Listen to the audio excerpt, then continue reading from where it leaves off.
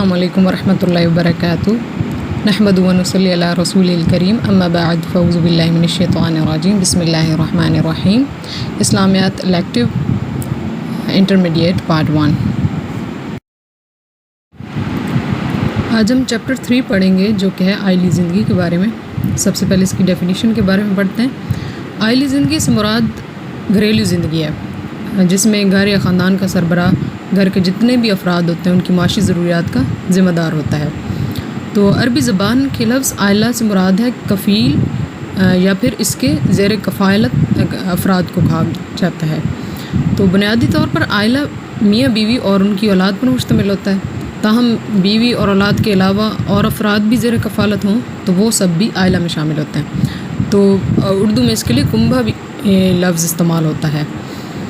آئلی زندگی اختیار کرنے کی تاکید۔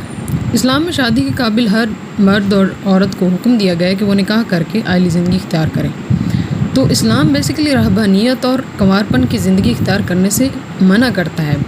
تو رسول کریم صلی اللہ علیہ وآلہ وسلم کا فرمان ہے، نکاح میری سنت ہے، تو جو میری سنت پر عمل نہیں کرتا وہ مجھ سے نہیں۔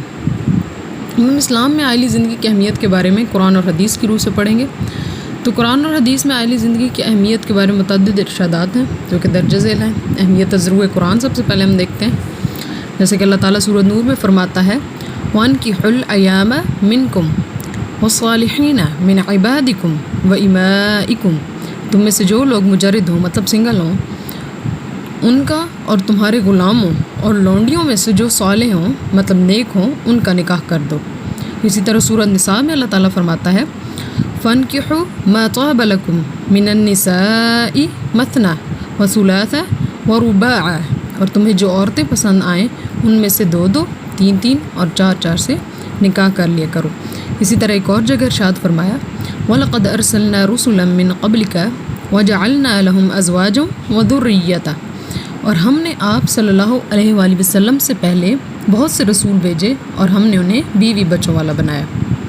اب ہم حدیث کی روح سے اس کی اہمیت کے بارے میں جانیں گے۔ رسول کریم صلی اللہ علیہ وآلہ وسلم نے انسانی معاشرے میں رہتے ہوئے بھرپور انسانی زندگی بسر کی، تو اسی لیے قرآن نے بھی ان کی لائف سٹائل کو آئیڈیل لائف سٹائل کہا ہے۔ ارشاد نبوی صلی اللہ علیہ وآلہ وسلم ہے، جس نے شادی کی اس نے نصف ایمان حاصل کر لیا اور دوسرے نصف ایمان میں اسے اللہ کا تقوی اختیار کرنا چاہیے، مطلب پرہیزگاری اختیار کرنی چاہیے۔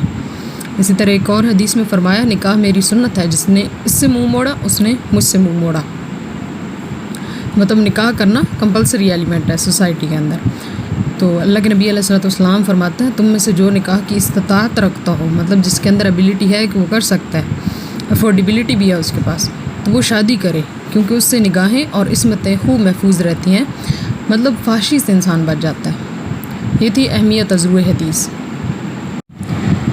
اب ہم آئلی زندگی کے مقاصد اور فوائد کے بارے میں پڑھیں گے۔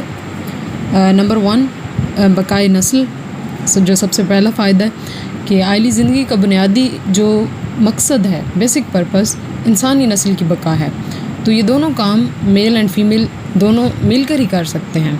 تو نکاح کا پرپس جسٹ اپنی وشز کو کمپلیٹ کرنا نہیں ہوتا، بلکہ اس کا مقصد افزائش نسل بھی ہوتا ہے، مطلب نسل کو بڑھانا۔ نمبر 2، حفاظت کردار۔ نکاح انسان کے کردار کی حفاظت کرتا ہے، اس کو اسٹرانگ بناتا ہے۔ تو جب انسان نکاح کرتا ہے تو اس پر شیطان چیخ اٹھتا ہے۔ تو اللہ کے نبی علیہ الصلوۃ والسلام فرماتا ہے، جب کوئی نکاح کرتا ہے تو شیطان چیخ اٹھتا ہے اور اس کو کہتا ہے کہ برا ہو اس کا جس نے 2/3 دین بچا لیا، مطلب دین لنکڈ ہے نکاح کے ساتھ۔ تربیت اولاد، تو آئلی زندگی میں تربیت نسل کو بہت اہمیت حاصل ہوتی ہے، کیونکہ انسان کی تربیت ہی اس کی اصل پہچان ہوتی ہے۔ تو ان کی اخلاقی ہوتی ہے، معاشی ہوتی ہے، معاشرتی ہوتی ہے، علمی تربیت ہوتی ہے، بہت اہمیت رکھتی ہے سوسائٹی کے اندر۔ جتنی بھی قومیں گزری ہیں تو ان کا عروج اور زوال اسی چیز پہ بیس کرتا تھا۔ اطمینان، ہر دور میں نکاح اطمینان قلب میں اہم کردار ادا کرتا رہا ہے اور آج بھی کرتا ہے۔ تو یہ بہت ہی امپورٹنٹ اینڈ کمپلسری ایلیمنٹ ہے کہ بیوی اور بچے انسان کے لیے اطمینان کا باعث ہے۔ یہ قدرتی چیز ہے، اللہ تعالیٰ کی طرف سے ہے، جیسے کہ اللہ تعالیٰ خود فرماتا ہے، اور اس کی نشانیوں میں سے ایک یہ ہے کہ اس نے تمہارے لیے خود تم ہی میں سے جوڑے پیدا کیے تاکہ تم ان سے سکون حاصل کرو، اور اس نے تمہارے درمیان محبت اور رحمت پیدا کر دی۔ جنسی خواہشات کی تکمیل، نکاح کا مقصد انسان کی جنسی خواہشات کی جائز تکمیل بھی ہے۔ خواہشات غلط سم پر چل پڑیں تو انسان تباہ و برباد ہو جاتا ہے، اور ان کو کمپلیٹ ایک صحیح طریقے سے پورا کرنے کے لیے اللہ تعالیٰ نے نکاح کو مقرر کر دیا ہے، جو کہ انسان کی بھلائی کا باعث بن جاتا ہے۔ احساس ذمہ داری، نکاح سے معاشرہ بہتر ہوتا ہے، انسان کو اپنی ذمہ داری کا احساس ہوتا ہے کہ شوہر اپنی رسپانسبلٹیز کو کمپلیٹ کرتا ہے اور وائف گھر کے کام وغیرہ کر کے اپنی رسپانسبلٹیز کو کمپلیٹ کرتی ہے، کیونکہ ذمہ داری کا احساس ہونا سب سے بڑا ایلیمنٹ ہوتا ہے۔ جب تک احساس نہیں ہوتا تب تک انسان اپنی رسپانسبلٹیز کو کمپلیٹ نہیں کرتا، اور نکاح بہت بیسٹ سورس ہے اس چیز کا۔ کشادگی، رزق کا، رزق کی کشادگی کا باعث ہے۔ حدیث نبوی صلی اللہ علیہ وآلہ وسلم ہے، نکاح کے ذریعے رزق تلاش کرو، تو یہ عملاً تجربہ کیا گیا ہے کہ اس سے رزق میں اضافہ ہوتا ہے۔ لاسٹ پوائنٹ، معاشرتی توازن، نکاح معاشرے میں توازن بناتا ہے، انسان کے اندر منفی قوتوں پر کنٹرول کا جذبہ پیدا کرتا ہے، مطلب اس کی جو نیگیٹو تھاٹس ہوتی ہیں ان کو کنٹرول کرتا ہے۔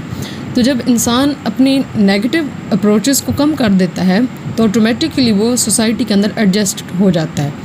تو ان تمام پوائنٹس سے ہمیں یہ پتہ چل رہا ہے کہ نکاح انسان کی زندگی میں بہت اہمیت رکھتا ہے۔ امید ہے آج کا لیکچر آپ کو سمجھ آ گیا ہوگا۔ سبحان ربک رب العزت عما یصفون وسلام علی المرسلین والحمد للہ رب العالمین۔ جزاکم اللہ خیرا کثیرا وشکرا جزیلا، فی امان اللہ۔